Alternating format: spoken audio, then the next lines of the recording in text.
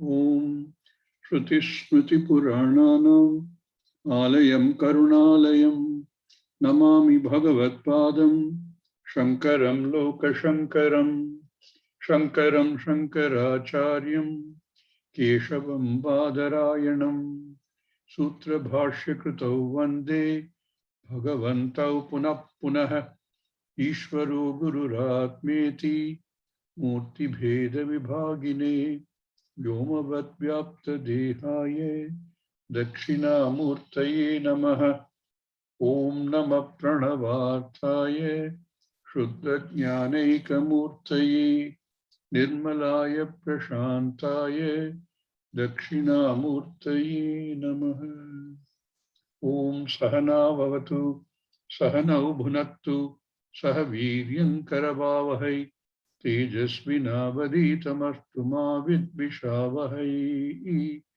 Om Shanti Shanti Shanti. Sadashiva Samarambham Vyasa Śaṅkara Madhyamam Asmadacharya Paryantam Vande Guru Paramparam.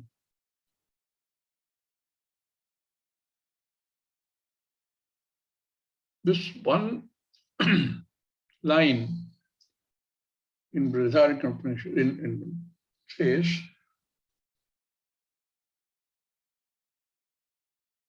Atma Vare Drishtavyam, Drishtavyaha, Shrotavyaha, Mantavyaha, Nidhidhyāsitavyaha. Complete process. Drishtavyaha, it has to be known, it has to be perceived, it has to be understood. We arrive at that need, at that conclusion, after examining everything, after preparing oneself, after gaining adhikaritvam. And then we say that the only way you can get that is through the words of the Vedanta as unfolded by a guru. That goes without saying. So really the first step is to understand that I have to understand Atma, I have to understand myself. And to understand myself, I need a means of knowledge, a pramana. But there itself there's a lot of logic. This understanding, we keep repeating understanding, it is not a faith. You do not simply accept something because somebody says so. It is an understanding because there's a lot of thinking that goes into it, a lot of logical analysis that goes into it. Even to accept Shruti as a pramana, Vedanta as a pramana, one applies a lot of logic. Why would I accept Vedanta as a pramana for this knowledge? Because it satisfies all the conditions necessary for it to be called a pramana for this knowledge. Does anything else satisfy those conditions? No. Why can't it be my book on psychology? Sorry, it doesn't talk about you, it talks about your mind. Very subject matter is an object, your mind. Can it be the Karmakanda portion? Karmakanda portion is also, once you accept Veda, the whole thing is accepted. But it is unverifiable. There's not too much logic you can use there. You accept and you test, and yes, it works. Why can't it be any other religious book? You examine those books, see whether they satisfy the conditions. Examine each book and say, what is the subject matter? No other source has you as a subject matter. Even on that simple test, everything will fail. So even to arrive at this conclusion, this clarity that my pramana has to be Vedanta, requires analysis. Shastra does it by analyzing what is the means of knowledge, what is the pramana. I have a 2-volume book written based on Swami G's talks, which I haven't sat down to edit, on pramana vichara. What is a pramana? And for knowing any object of the world, there are 5 pramanas. We know that. All of them depend on the 5 senses, which collect the data, processed by the mind. But when it comes to knowledge of the self, these fail. They do not have access. Atma is called Indriya Atita, not available to the Indriyas. So I search for another means of knowledge because this does not satisfy the required conditions. While it can give me knowledge of everything else, this cannot give me knowledge of myself.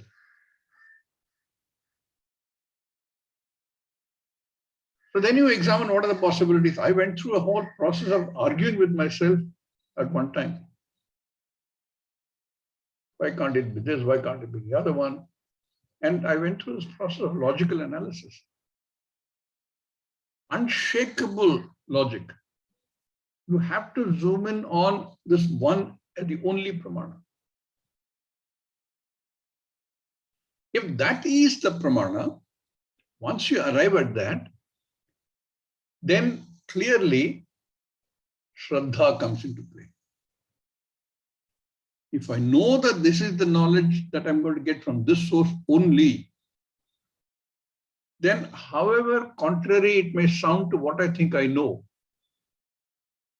it has to be correct.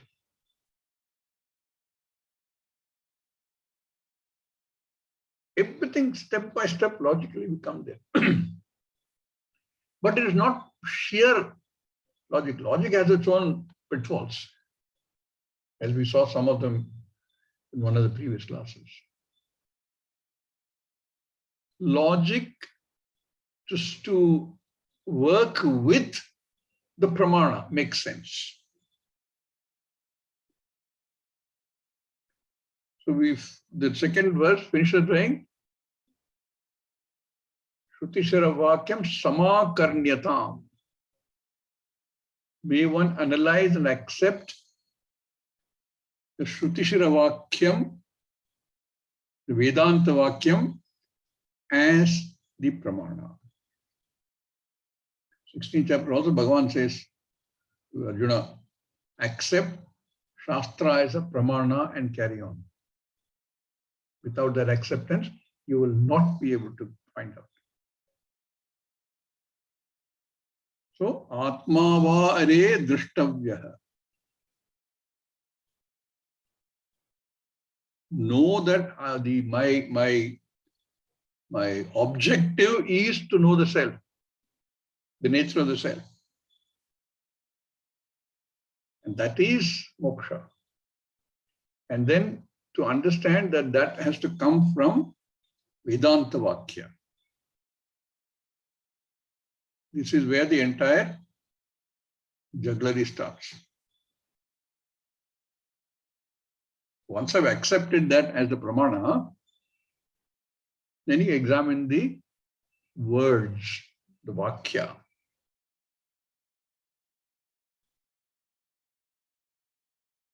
So it said, once you have done the analysis up to the point saying, Shrutishira Vakya Samakarnyatam. The next step is Vakyartha Vicharyatam. How do you do that? Through Shravanam. Listen to the Vakya. Think about it. Compare at every step with what I think I know. So it's not just listening, it is a whole process that's going on in Shravanam.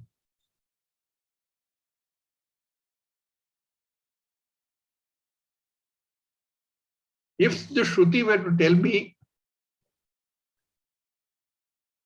I am I, Ishvara is something else, somewhere else, it's easy for me to accept.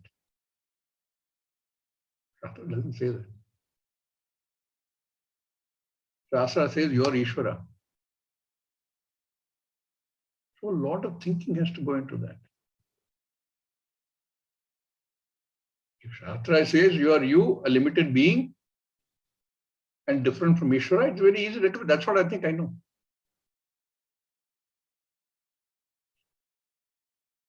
Shastra says no, you have no limits. You are that unlimited Ishvara. So a lot of vichara has to be done.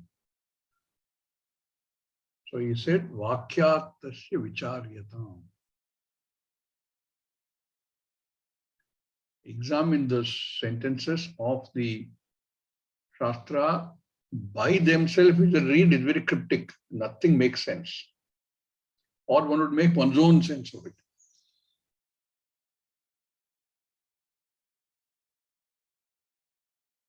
Ande naiva niyamana yathandaha. It will be blind leading the blind without the pramana.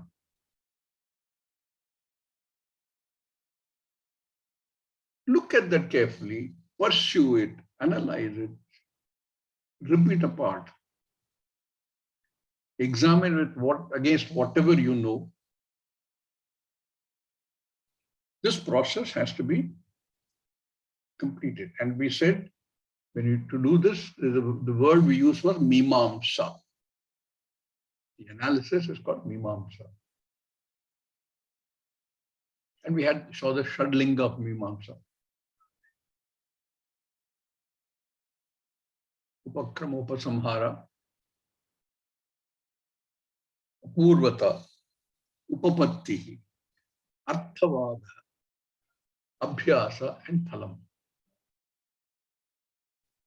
You cannot read a sentence out of context and arrive at the meaning. Let's go through this test of the Shadlinga. So, Shrutishira Paksha Samashriyatam. May it be followed, may it be pursued, may it be analyzed. This is all part of Shravanam. And therefore, this Shravanam is not done once and say, okay, I've understood or I've not understood. You cannot arrive at the conclusion. I went to 10 classes, I didn't understand, so I gave up. Nor can generally say, I attended one class, I've understood. Very unlikely. One is extremely well prepared, one is all the punya that is required. Maybe everything is done, but very highly unlikely. One class, nothing will happen. In fact, one test one can do. You attend a class, particularly the initial classes. Later it becomes easier. And then go back home and try to explain to your spouse, what did Swami G say in the class? Not easy. So one class doesn't work. And there are so many people who will come up with highly plausible logic.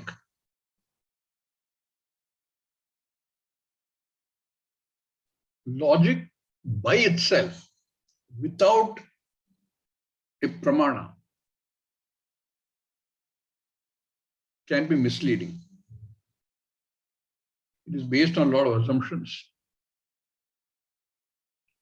So people, it looks very attractive, but especially in this day and age when our very first Prime Minister said we need to develop a scientific temperament.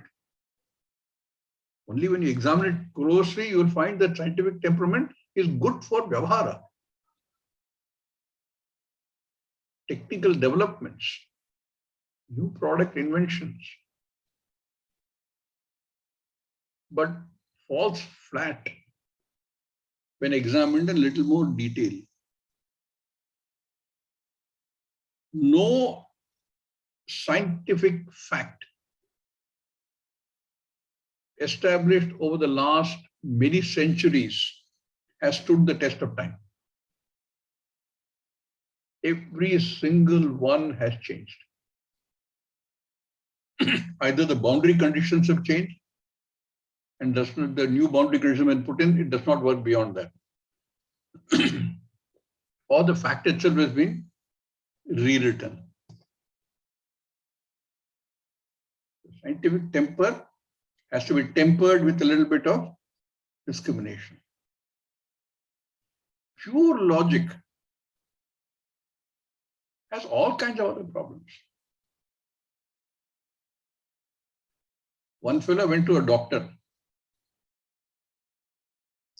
and said, my body is paining all over. The doctor said, okay, where all? He said, here. Yes. Everywhere it's paining. So the doctor said, he realized that the fellow was drawing wrong conclusions. So he took his hand. Let me see your hand. I said, oh doctor, your hand is also paining. Problem was with the hand that was touching the various parts of the body. Wrong conclusion.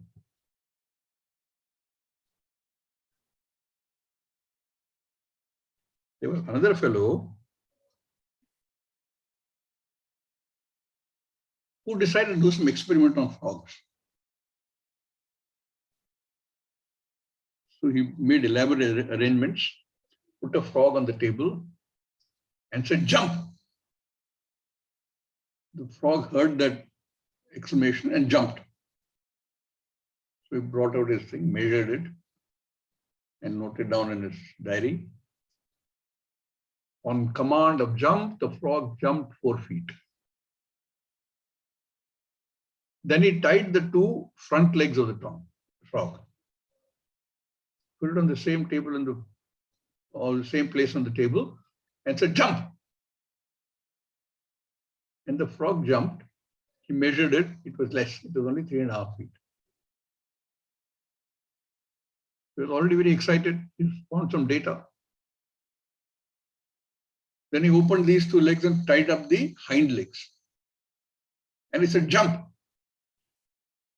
And this time when he measured it, it was only 2.5 feet.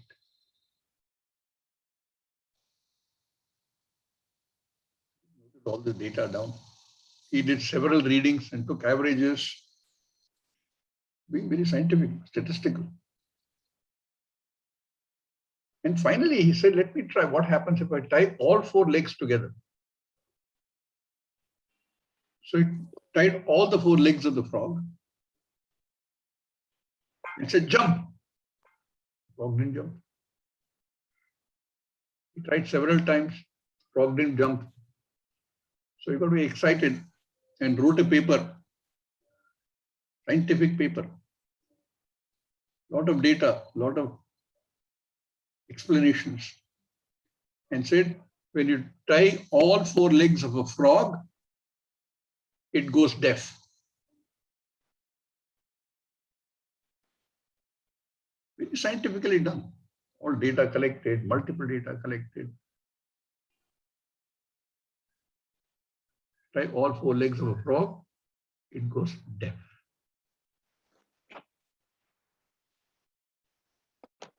I found another very interesting real life case. There was a family in the US, this is real case, who used to go to eat ice cream after dinner every day to the parlor. They would drive down and go eat ice cream and come back.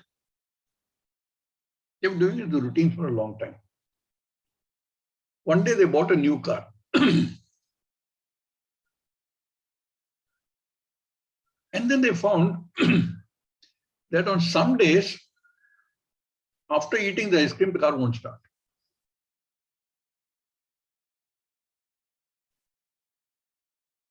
Other places, wherever they went, they didn't have so much of a problem. But ice cream, when they went to eat, on certain days it won't start. So they wrote to the car manufacturer. How is it possible that on some days it doesn't start, some days it doesn't start?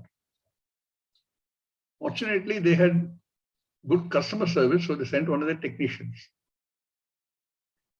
So he also went to eat ice cream with them every day. And he observed a fact.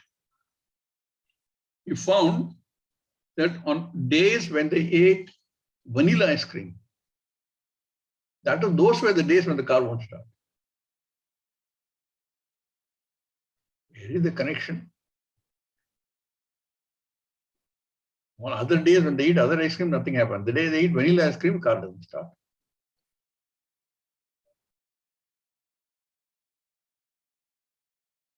So they couldn't draw a conclusion. That technician didn't give up. He decided to dig deeper.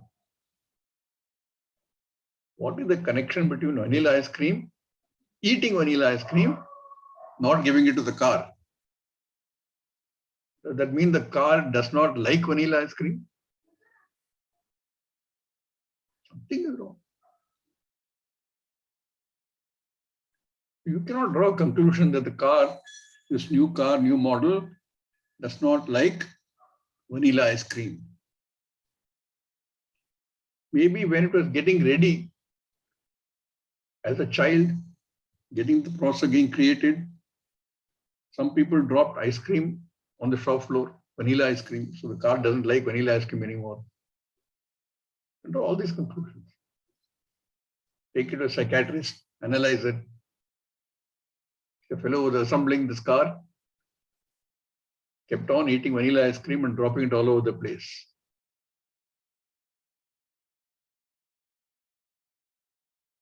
The technician didn't give up. He found out eventually. These days, cars are all electronically controlled. Previously, there used to be the carburetor. And the carburetor would take a mixture of air and petrol fumes to explode. And that was controlled by a valve. This fellow found out that every time they had vanilla ice cream, there would be an airlock in the car, in the carburetor, and the car won't start till that airlock cleared.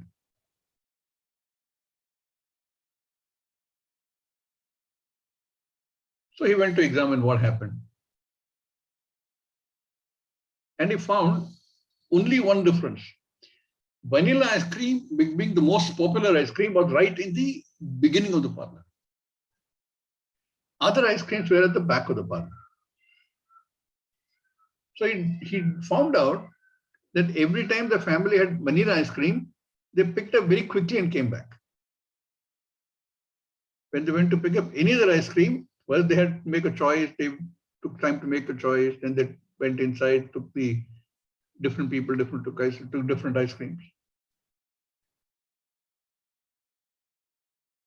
And the car would start. We found out that when the car is stopped, there is an airlock that forms, and it takes some time for the airlock to clear. But at so many different stages, he could have drawn so many conclusions, all correct. Just like we draw our conclusions. If you only depend on tarka, only depend on logic, sounds very fashionable, sounds very good. I'm a very logical person. I'm a rational person. I don't accept Shraddha. It's a mumbo jumbo. But it can lead to incorrect inferences.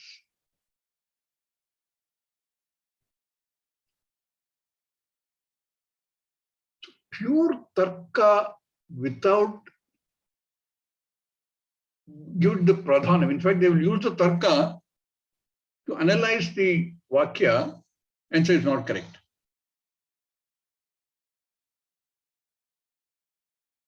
They will use tarka and say, how can I ever be Ishvara? It is illogical. Without examining it in detail, accepting in the beginning that this is pramana, therefore I need to examine from the point of view of the pramana.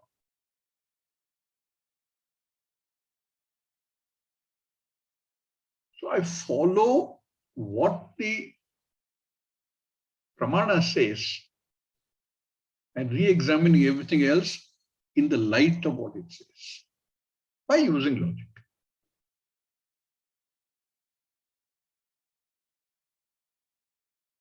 The other place where you can use logic is to negate many of the things that I think I know. Classically, we associate I with the body. There you can use a lot of logic to say it is not possible.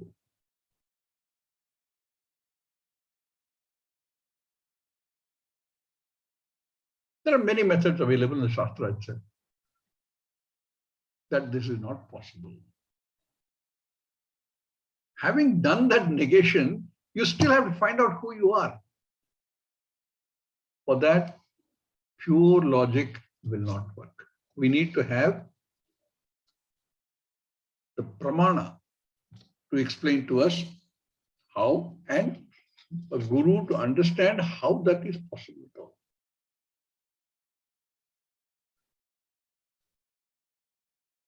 So it says, you use logic correctly. Shrutimatas tarkonu sandhiyatam. Shrutimata tarka. Not tarka without the Shruti.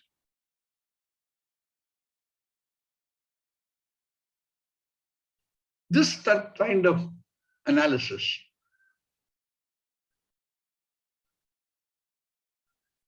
Atmavare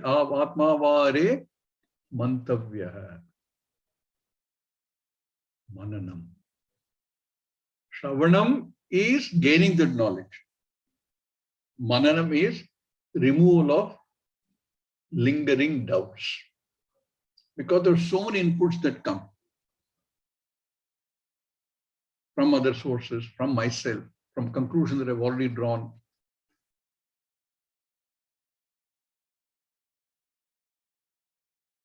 How do I do this? Swami G, I know, I have understood that I am Brahman. I've attended classes, so many classes, and I've done a lot of Shravanam and Mananam. Having done Shravanam and Mananam, if everything is okay, I may get the Jnanam. But the chances are one won't get it. Doubts have been removed.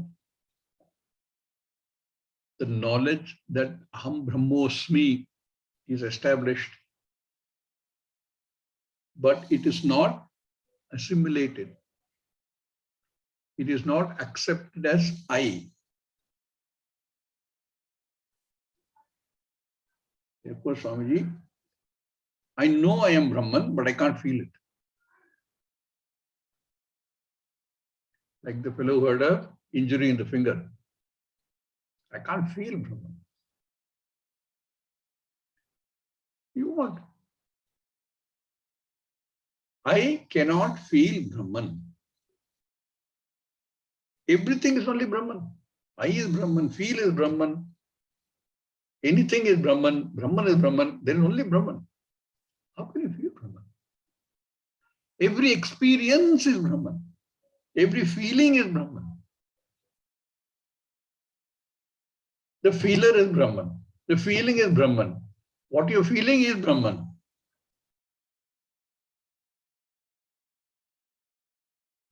So for somebody who says, I can't experience Brahman, I want to experience Brahman, what is the answer? Either more Shravana Mananam, because the thing is not clear, or if that is clear, the words have not penetrated.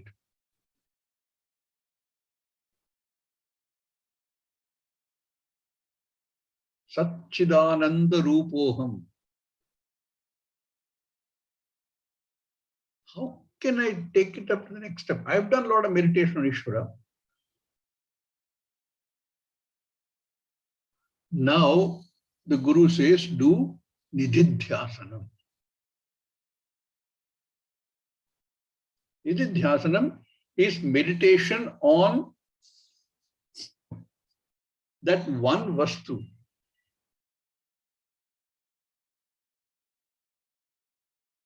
Which has no form.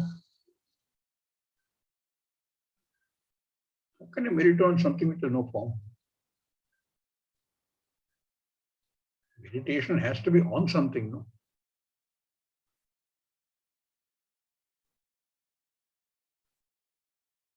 So the Guru says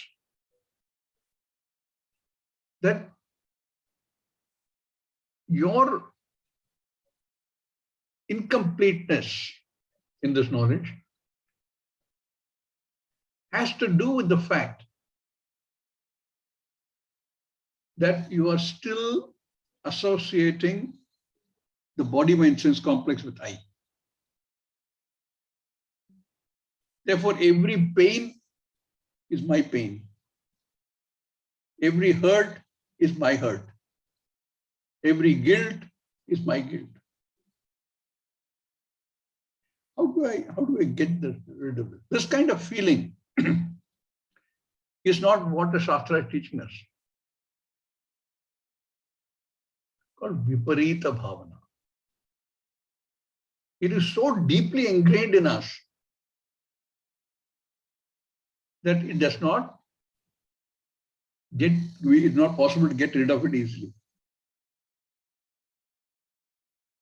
Therefore, he says, Brahma ahamasmi iti vibhavyata.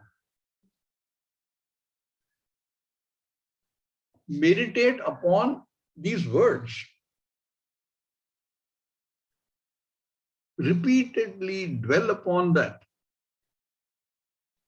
The teaching. Since there is no object to meditate on, you use the words. Words that the Guru has used in the class. I said Shravanam when you hear all that from the teacher.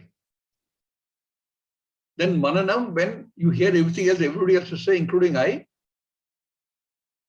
and eliminate any other possibility. If you do tarka like many people do, and they arrive at the conclusion that I am I, Ishvara is different, what is the benefit? Nothing happens. I remain I. What is the teaching then? What is the learning? But if the teaching is that I am fullness itself, then I am free. If I am fullness, I need to do nothing. I can't become more than fullness. There's nothing to become. There's no incremental benefit, there's no quantum benefit, there's nothing. You've transcended everything. So there is a benefit. In fact, there is infinite benefit.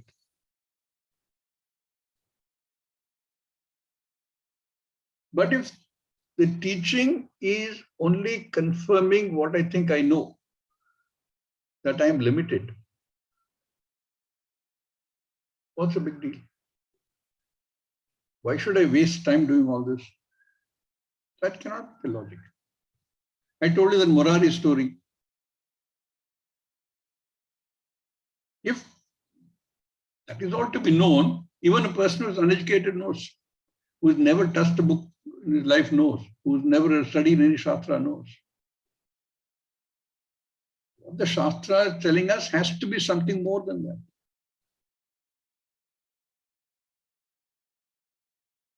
So to assimilate that, to make it my own knowledge,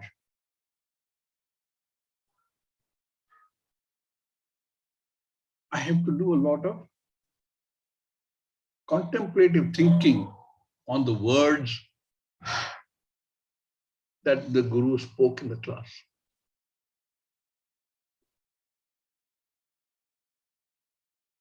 There is a text called Brahmajnanavali. Worth studying every verse in that for this kind of contemplation. Asangoham, asangoham, asangoham, punah punah, Satchidananda rupoham, ahameva hamavyayah. Every word is worth contemplating upon. Every verse is like that. Digdrishyau jau padarthastaha paraspara vilakshanaha digbrahma drishyam mayeti sarva vedanta dimdimaha. What is the knower and what is known? What is object and what is subject? This kind of analysis, contemplative analysis on the words of the Shastra, is what is called Nidhidhyaasanam. Aham Brahma Asmi iti vibhavyatam. May it be analyzed, contemplated upon. And we saw how aham satyam, aham chittaha, chittaswarupaha, aham anantam. These words have to be looked at from the lakshyartha. The analysis has to be done by bhagatyaga. Dropping what is on the surface. All this we see in the jiva, limitedness, subject to pain, subject to grief.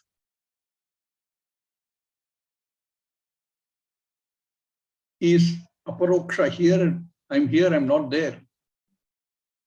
Limited by space and time. As against Ishvara, none of these apply there. Ishvara is paroksha. Ishvara is sarvajna, omniscient, omnipotent. Diametrically opposite to what I know about I.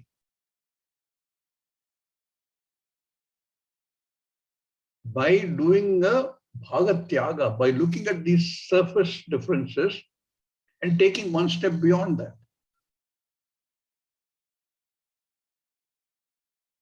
Like every wave, if it can think, I'm such a small wave.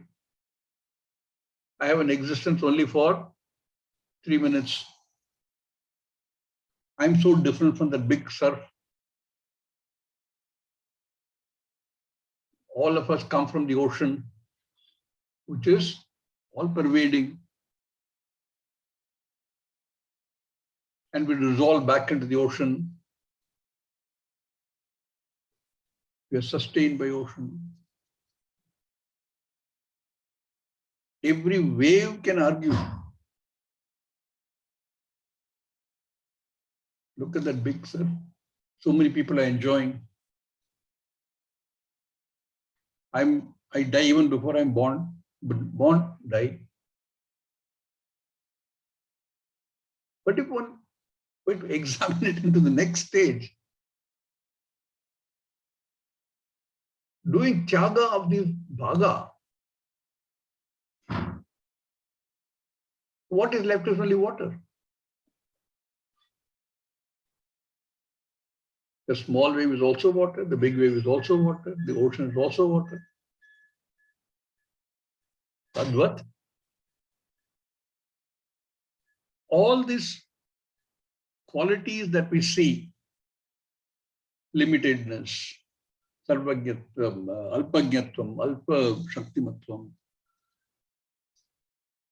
they come from the fact that I have an upadhi in the form of the sharira. The sharira is not I. I've already arrived at that. This sharira, this manas, all of them have this triguna, combination of the gunas. They condition I. Ishvara is also conditioned by Maya.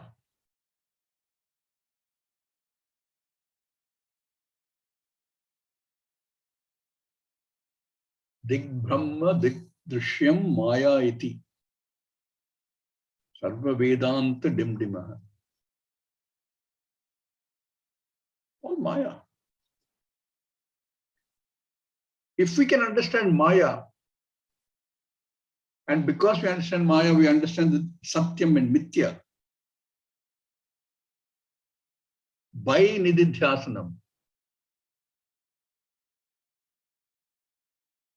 And the Nidhidhyaasanam says, Brahmasmi, Aham Brahma Asmi iti vibhavyatam. Repeatedly contemplate upon it. For the mumukshu, who has already gone through all the other steps, the 20 steps till now, Brahma aham asmi iti vibhavyatam. How often? Aharahar. Ahaha, ahaha. Daily. Daily vibhavyatam. May it be contemplated upon.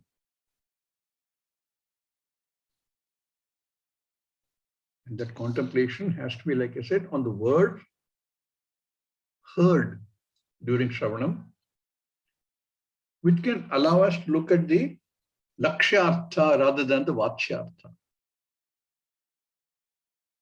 I continue to remain, ego continues to remain, because the body has to function. The jnani also has a sharira which is still there. But it is what we may call sublated ego. An ego has to be there. Without that, the body cannot operate.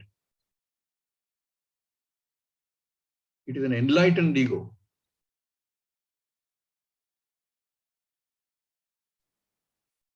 But because you're enlightened, one cannot stand there and say, hey, mine is an enlightened ego. You must respect my ego. Even in the Jagat, any vidya, any knowledge has to go with humility. This is knowledge. If you know, there is no question of not having humility. Vidya Vinaya Sampanne, one who is understood, we see in the Gita also. Aharaha, continue to do this Nidhidhyaasanam till clarity emerges. Really speaking, this whole process of Shravana, Manana and Nidhidhyāsana has to continue. I still do Shravana. When I go on a walk, I'm still listening to Swami. Some Upanishad the other. Let it run in one's own head. Till that Viparita Bhavana, which is conditioned by all previous experiences and current experiences, which we know is a necessary knowledge for us to transact in this world. Therefore, one responds to a name.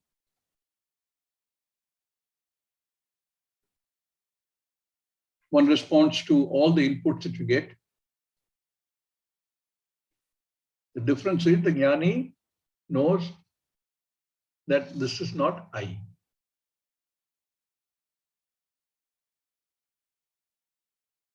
If there are 10 people standing there, and say, hey, Devadatta. If there is Devadatta, he will turn. But if one were to call, hey, idiot, all 10 will turn. We have this is the image we have. Because we are limited. We are we can never become totally knowledgeable in this Jagat at a point where we can say, I know everything to be known, there is nothing more to know. Cannot say that. In any field, only time we can say that is when one understands what Shastra has to say about the self. That is cleared after Nidhidhyaasanam. Shravanam, Mananam, Nidhidhyaasanam. The key is Shravanam. What called the Angi. Mananam, Nidhidhyaasanam or Anga. They are necessary. But the key is to gain that knowledge. So Shravanam gains that knowledge. Mananam makes it Dhrida by removing all the doubts. And Nidhidhyaasanam makes it my own. Aparoksha Jnanam it becomes. That Brahman which I've understood by doing Shravanam, that Brahman is I. Is when it will happen in Nidhidhyaasanam.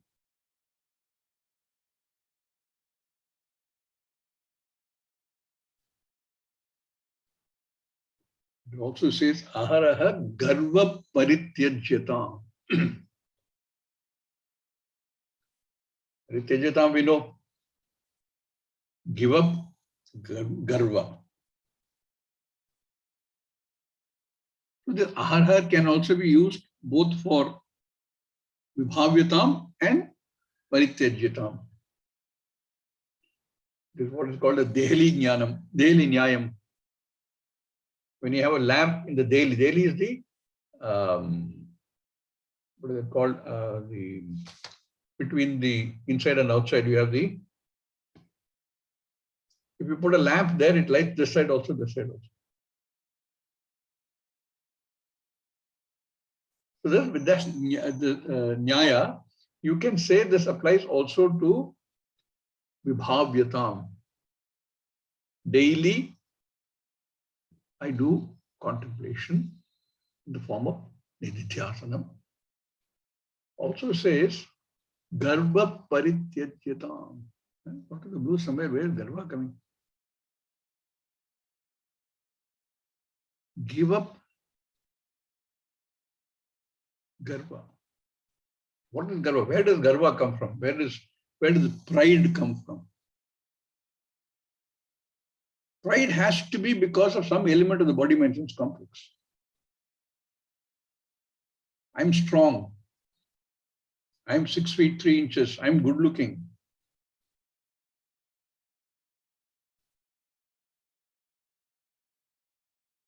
All of that is the only thing that I'm intelligent. I have an IQ of 199. Is what gives you, that's one way of looking at it, garva. But that's not really he's not saying like some gurus will tell you, you have to give up your ego, you have to give up your pride. How? What is there to give up? That identification with the body, as long as it is there, both the limitations and the apparent vibhuti will make an impact. On the one hand, I am limited because my body is limited. On the other hand, I am proud because of an IQ of 199. But if one understands that the body, mind, sense complex is I, but I am none of them. Through what? Through Nidhidhyaasanam. Brahmaismi, Brahma Ahamasmi iti vibhavyatam. Once that becomes clear, that everything is I, there is nothing else independently existing, but I am none of these, then this line makes a lot of sense. This body, mind, sense complex is what creates the sense of hurt, create the sense of guilt.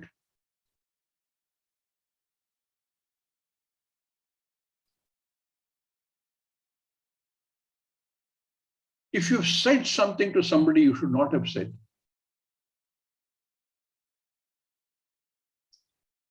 where is the guilt centered on? Are you going to cut off your tongue because the tongue did something which is not to be done? Who feels that guilt? Śaṅkara. The I sense, the I notion. It is not the tongue. When the mother chastises a child, slaps him, is she going to go into the next one, put the hand on fire saying, I must punish my hand because the hand hit the child? All centered on the I sense. And where is the I sense centered? I'm still struggling with I and the abhimana with the body, mind, sense complex. Therefore, I feel guilty is the sentence they use. I am hurt. When you hear anybody say I'm hurt, what is he saying?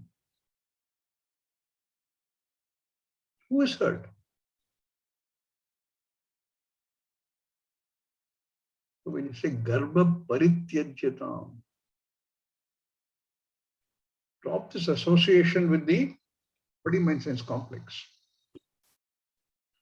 Through understanding, through this process, he's already talked about Shravanam, Mananam, and Nidhidhyaasanam.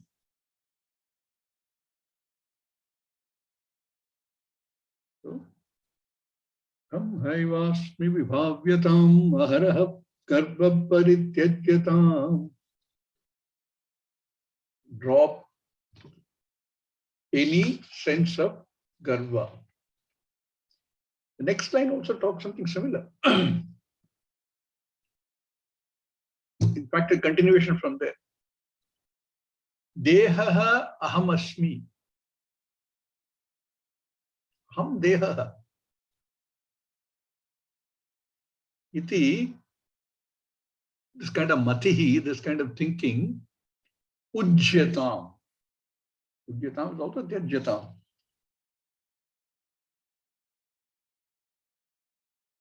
Again, not by forcibly saying, I'm not this body, I'm not this body, I'm not this body, but by logical analysis arriving at the fact that I cannot be this body. And by Nidhidhyaasanam saying, I am Brahma, Aham Brahmosmi, through a process of contemplative thinking, the whole idea that I am the body automatically drops. The body is still there. The body belongs to the jnani who doesn't accept the body. If we will sometimes find some sannyasis who may have understood, who may be jnanis, behaving in fashions which are difficult to understand for all of us.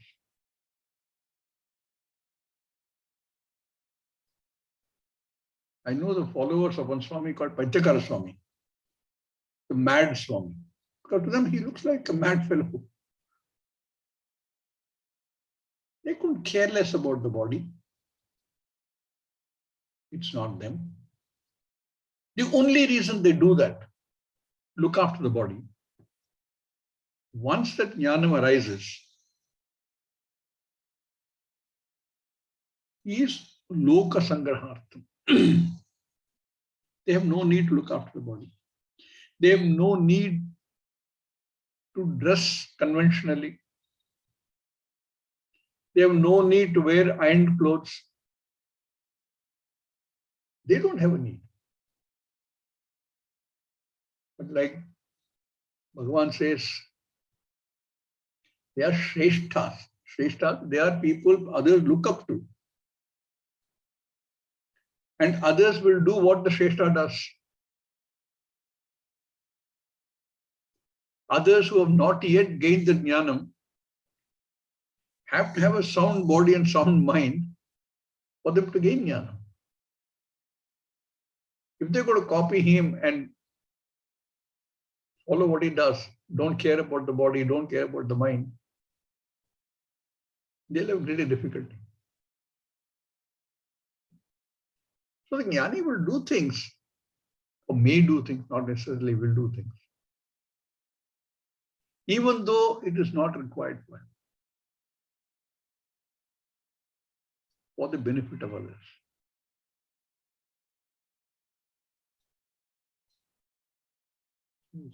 Dehoham mati rujyatam buddhajanaihi vadha parityajyatam. You look at this. This is an area again we have to discuss a little bit. We'll see this tomorrow. Om Purnamada Purnamidam Purnat Purnamudachyate Purnasya Purnamadaya Purnameva Vashishyate. Om Shanti Shanti Shanti. Hari Om Sri Gurubhyo Namaha. Hari Om.